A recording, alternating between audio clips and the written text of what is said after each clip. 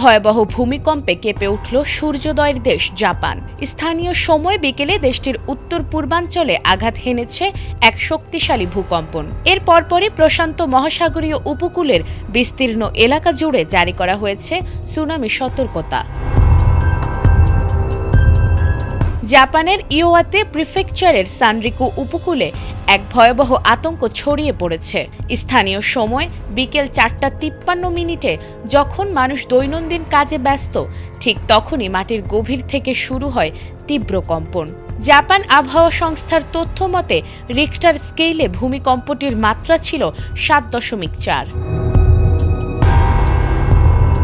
ভূমিকম্পটির কেন্দ্রস্থল ছিল সমুদ্রপৃষ্ঠের মাত্র ১০ কিলোমিটার বা ৬ মাইল গভীরে। অগভীর এই উৎপত্তি স্থলের কারণেই কম্পনের তীব্রতা ছিল অনেক বেশি। জাপানের নিজস্ব ভূকম্পন তীব্রতা স্কেলে এই কম্পনের মাত্রা রেকর্ড করা হয়েছে আপার ৫। এর অর্থ হল কম্পন চলাকালীন মানুষের পক্ষে স্থিরভাবে দাঁড়িয়ে থাকা বা স্বাভাবিক চলাফেরা করা প্রায় অসম্ভব।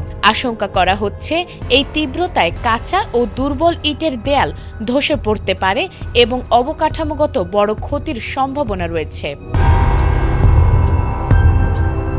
ভূমিকম্পের কয়েক মিনিটের মধ্যেই উত্তর পূর্ব উপকূল জুড়ে উচ্চতায় ঢেউ আছড়ে পড়ার আশঙ্কায় সুনামি সতর্কতা জারি করা হয়েছে। জাপানের নবনির্বাচিত প্রধানমন্ত্রী সানায়ে তাকাইচি দেশবাসীর নিরাপত্তা নিশ্চিত করতে জরুরি নির্দেশনা দিয়েছেন। তিনি আক্রান্ত এলাকার বাসিন্দাদের আতঙ্কিত না হয়ে দ্রুত নিকটস্থ উঁচু স্থানে আশ্রয় নেয়ার জন্য জোরালো আহ্বান জানিয়েছেন। উপকূলীয় এলাকার বাসিন্দাদের সরিয়ে নেয়ার কাজ শুরু হয়েছে এবং উদ্ধারকারী দলগুলোকে সর্বোচ্চ সতর্ক অবস্থানে রাখা হয়েছে। সমুদ্রের পানির স্তরে কোনো পরিবর্তন আসছে কিনা সেদিকে কড়া নজর রাখছে প্রশাসন। প্রকৃতির এই রুদ্র রূপে থমকে গেছে জনজীবন। পরবর্তী নির্দেশ না দেয়া পর্যন্ত উপকূলীয় বাসিন্দাদের নিরাপদ আশ্রয়ে থাকার পরামর্শ দেয়া হয়েছে। নাজমুন নাহার জান্নাত, এটিএন বাংলা।